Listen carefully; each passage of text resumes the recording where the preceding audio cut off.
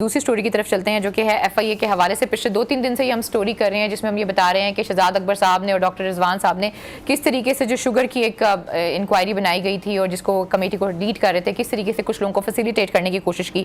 कल हमने देखा इसकी एक पेशरफ्त हुई थी जिसमें 4 से 5 लोगों की जो है वो तब्दील किया गया था और आज हम ये देखते हैं कि वो जो है वो वापस ले लिए गई हैं, उनकी जो ट्रांसफ़र थी सारी की सारी। और शेख रशीद साहब को हमने सुना वो कह रहे थे कि ये जो अंडू होती है ट्रांसफ़र, वो यकीनी सी बात है वज़ीर आज़म पाकिस्तान करते हैं। जी समी साहब, आपकी क्या टेक है इस सारे इशू पे? देखिए, ये तो बड़ी मैं तो बड़ा है, मुझे हैरत है इस बात पे कि वो टीम जिसने पिछले कई साल तक पाकिस्तानी कौम के साथ मजाक रखा और उन्होंने मतलब आप ये देखें कि कोई ना पैसा चीनी का बरामद हुआ, ना किसी को पकड़ा गया, और बाकी जो दूसरा स्कैंडल था जो सारे का सारा, उसमें भी कहीं कुछ नहीं हुआ। लेकिन उस पे शोर मचाया जा रहा है कि जी बड़े ईमानदार लोग थे, बड़े दयानतदार लोग थे उनको। और शेख रशीद साहब ने बड़ी सही बात की कि जो ट्रांसफर हुए हैं शुगर टीम वाले, एफआईए वाले, ये डीजी साहब ने किए हैं, और अगर किसी ने अंडू करवाना है तो वो वज़ीर आज़म साहब भी उसको अंडू कर सकते हैं। और मुझे नहीं पता कि कौन से वजीर ये करना चाहते हैं। पिछले 2 दिनों से इस मुल्क में वो जो एक पावरफुल माफिया है ना, उन्होंने शोर मचाया हुआ है कि जी इनकी टीम को बहाल किया जाए। अब शहजाद अकबर साहब की मैं आपको एक बात बता दूं, शहजाद अकबर साहब इतने पावरफुल थे कि जहां पर वो एमपीएस का सॉफ्टवेयर अपडेट करते थे, चैनल्स में नौकरियां दिलवाते हैं सहाफियों को। ये मेरी बात गौर से सुन लें, मैं मुंह नहीं खोलना चाहता। चैनल्स में सहाफियों को नौकरियां दिलवाते हैं बड़े बड़े इन्वेस्टिगेटिव सूरमा जो अपने आप को बयान करते हैं, और फिर उनका काम है उनको प्रोटेक्ट करना। और पिछले 3 दिनों से ये एक शोर मचा हुआ है कि डॉक्टर रिजवान और उसकी जो टीम है उसको बहाल किया जाए, उसको बहाल किया जाए। भाई आप मुझे ये बताएं, इनका क्या इंटरेस्ट है? एफआईए का काम है इन्वेस्टिगेशन करना। डीजी साहब ने किसी को तब्दील कर दिया, किसी को नहीं तब्दील किया। ये कौन लोग हैं कैंपेन चलाने वाले? क्या इनके मकसद क्या है? तो ये मैं आपसे ये अर्ज कर रहा हूँ, नौकरियां, अब सहाफी नौकरियों के लिए ऐसे रेफरेंस ढूंढते हैं और उनकी नौकरियां लगती हैं। इस पर कमेंट फरमा दीजिए जरा अजहर सदीक साहब। और एक सवाल और इसमें ऐड कर लें, आपका भी नाम था, आप भी एहतसाब के एडवाइजर के तौर पर यहाँ पर हमें पता चला था कि आपने भी गुफ्तगू की, आपकी भी बातचीत हुई, आपका भी इंटरव्यू हुआ, लेकिन फिर क्या हुआ? आप पीछे हट गए या क्या हुआ? क्या कुछ बताएं तो सही। समी साहब बहुत शुक्रिया। चूंकि मेरा प्राइम मिनिस्टर से उस वक्त वादा था 22 दिसंबर को जब मेरी मुलाकात हुई कि अब तकरीबन 20 मिनट के करीब गुफ्तगू हुई, और मैं बड़ी क्लैरिटी के साथ बता दूं आपको बड़ा साफ लफ्जों के अंदर कि शहजाद अकबर ने इस मुल्क के साथ बहुत जुल्म किया है। उन्होंने और उनकी टीम में, आने वाले वक्त में आपको पता चल जाएगा कि एंटी करप्शन में वो क्या करते रहे हैं, नैब लाहौर में क्या कुछ किया उन्होंने, क्या गुल खिलाए हैं और किन किन लोगों को फायदा दिया। और दरे पर्दा याद रखिएगा कि वो दोहरी गेम करते रहे। आने वाले दिनों में आपको बड़ी क्लैरिटी है, बड़ी चीज आपको समझ आ जाएगी। जब मेरी प्राइम मिनिस्टर से मुलाकात हुई, मेरे को 14-15 पॉइंट थे और मैंने बड़ा वाज़ेह तौर पर बता दिया था। आप यहाँ देखें कि यहाँ सिर्फ 2 केसों में सजा हुई है। तो कौन से केस सजा हुई है? जो केस थे एबनफील्ड का और अल-अजीजिया का, जो सुप्रीम कोर्ट ने नैब को भिजवाने से पहले एक जीआईटी बनाई। अब जीआईटी बनाने के बाद जब चीजें सारी एविडेंस इकट्ठी हो गई तो फिर नैब ने इंक्वायरी की। जीआईटी ने सारा कुछ सामने रख दिया था। यहाँ जो है ना, जहाँ फैसिलिटेट कैसे किया, ये नैब का केस कमजोर करने के हवाले से किया, वो मैं अभी आपको बाद में बताता हूँ।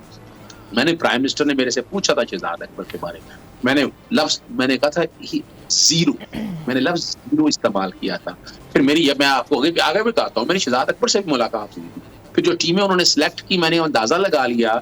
और मैंने चूंकि ये एफआईए के केस के हवाले से मैं अभी आपको आगे बताऊंगा, प्राइम मिनिस्टर के सामने जब बात हुई थी अगर ये ड्राइव लेकर चलनी है तो independent, I need to have a team of my own choice, जो मेरे अपने हवाले से हो।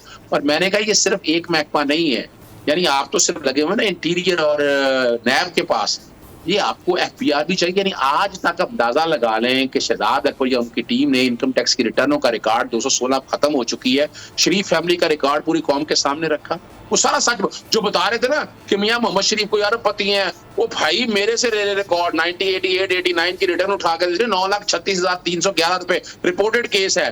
अब ये जो सारी चीजें मैंने सामने रखी और मैंने पूरा लाइन ऑफ एक्शन, यानी मैंने एक और बड़ी जबरदस्त पूछी, मैंने पूछा कि आपके पास कोई ब्रीफ है? सर मैं नहीं कुछ बातें बताना चाह रहा, जो अंदर की बातें हैं अंदर की बात तक रहें। टीम मैंने सारी एक्सपोज करके रख दी कि जो इस वक्त आपका अकाउंटेबिलिटी का सारा निजाम है ना, वो हम से नीचे गिर जाना है, कुछ नहीं कर सकता। और ये मैंने तजवीज उस वक्त दी थी कि आपको ये जो आपकी इनको जो है ना FIA का केस, ये इन्वेस्टिगेशन बदले। FIA यानी जितने अफसर आपने निकाले थे, वो नालायक का लफ्ज नहीं मैं इस्तेमाल करता, उनके बारे में बहुत सी कहानियां हैं। आज सिर्फ एक काम कर लें, प्राइम मिनिस्टर जितनी ये यानी ये जो जिन्होंने किया ना डॉक्टर रिजवान और उनकी टीम ने, जरा इनकी इंक्वायरी कर लें, इनका जरा मोबाइल का डाटा चेक कर लें, इनकी व्हाट्सएप की कॉलें चेक कर लें, तो आप परेशान हो जाएंगे। बहुत कुछ निकल आएगा आपके सामने। आपको पता है या खामोशी क्यों थी, यानी यहाँ सारे मामले में ये सारे अंदर से जो है ना, अब प्रॉब्लम यहाँ ये होगी। मैं तो हैरान था, मेरा तो ख्याल था कि ये फौरी तौर पर अमल दरामद हो जाना चाहिए। वो एक लंबी कहानी कि इमरान खान साहब के करीब कई लोग हैं कि जो चाहते हैं कि जो 3.5 साल उन्होंने ड्रामा बनाकर दिखाया ना उनको। अजहर साहब, ये जो सारे शहजाद अकबर की जो टीम है, रिजवान साहब एक शरीफ आदमी है, लेकिन वो कहते हैं ना रजिया गुंडों में फंस गई है। शहजाद अकबर के इशारों पर नाचते रहे, और ये जो सारी टीम बनाई इन्होंने, कुछ नहीं दिया इन्होंने सिवाय इसके डीलें बनाई इन्होंने सारी की सारी। और बड़े बड़े सूरमा जो कहते हैं कि हम इन्वेस्टिगेटिव जर्नलिज्म के बड़े बादशाह हैं, वो बिल्कुल तलवारें सौंध के आ गए हैं कि वो सारी की सारी टीम बहाल करवानी है। टीम बहाल होगी। समी साहब आवाज आ रही है? जी जी आवाज आ रही है। अच्छा मैं बता देता हूं आपको, इतनी अगर मान ले हमने तरीकाकार जैसे नवाज शरीफ वगैरह मीडिया पे केस लड़ते थे ना, तो ये वाला जो है ना FIA का केस भी मीडिया पे लड़ा गया, मीडिया पे सबूत चलाए गए, मीडिया पे बताया गया, इसमें कोई शक नहीं है। प्रेडिकेट ऑफेंस को और इसको पैसा देखें, यहाँ सबसे बड़ा फॉल्ट क्या है, आपने ये एस्टेब्लिश नहीं किया कि ये जो पैसा मोहम्मद बूटा का, मुश्ताक चीनी का, ये उन तक पैसा कहां से आया, आखिर उन तक पैसा जो बाहर गया है वो कहां से आया, आपने ये तो कनेक्ट ही नहीं किया। ये तो बड़ा काम आप जो कह रहे हैं ना, बड़ी कमाल, जीरो इन्वेस्टिगेशन है माजरत के साथ। डॉक्टर रिजवान साहब ने आप बहुत ज्यादती की है। आप एक ऑफिसर बैठे हुए थे, आपके नीचे ऐसी टीम थी, आपको नहीं पता ये क्या कुछ हो रहा है। अगर आप इतने एक्सपर्ट थे, आपने ये डॉट से डाट कनेक्ट करके देखी चीजें, वो तो बहुत खुश है। यानी आपको याद है उन्होंने रिट पिटीशन दायर की कि नैब और FIA का केस ओवरलैप कर रहे हैं। अब यहाँ बना पूछो सही, अब पार्टी फंड के पैसे यहाँ पर अगर आते रहे हैं तो आपने क्या उनको कनेक्ट किया? आपने तो मॉनिटरी सही तरह नहीं सामने ला सके। आज भी अगर इमरान खान साहब और ये ना जागे तो ये इतनी बुरी तरह। अज़र साहब, जैसे कि आपने अभी फरमाया है कि आपकी वज़ीर-ए-आज़म पाकिस्तान इमरान खान साहब से मुलाकात हुई, आपने उनको हर चीज बताई, आपने टीम के बारे में बताया, और आज ये जो ट्रांसफर अंडू हुई है ये तो वज़ीर-ए-आज़म साहब ने की है। तो आखिर ऐसी क्या वजह है कि ये ट्रांसफर जो उन्होंने अंडू किया, इतना सब कुछ हकायक आपने बता भी दिए, हर चीज सामने भी आ गई, ऐसी क्या मजबूरी है, ऐसी क्या वजह है कि उन्हें ये चीजें सही तरीके से एक्सप्लेन नहीं हो रही हैं, या क्या रीजन देखते हैं आप? अच्छा, तो आप समझते हैं मैं यहाँ अगर होता तो मैं ये होने देता? आप समझ रहे हैं बात? तो इसका मतलब शहजाद अकबर साहब जाके भी नहीं गए? वो शहजाद जो नया बंदा है, मैं नहीं कहना चाहता उसको, यानी अगर वाकई ईमानदारी से वो इंटरेस्टेड थे तो ये सारा कुछ क्या हुआ है? यानी वज़ीर-ए-आज़म साहब ने इतना बड़ा स्टेप कैसे ले लिया बगैर कोई इंक्वायरी और इन्वेस्टिगेशन के?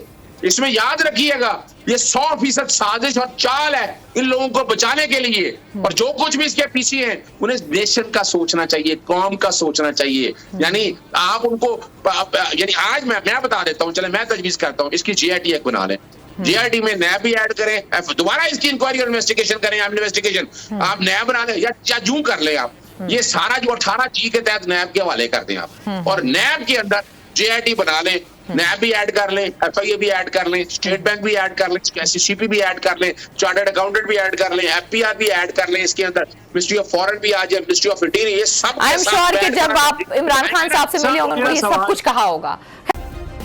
सब्सक्राइब करें और बेल दबाएं ताकि कोई खबर रह न जाए।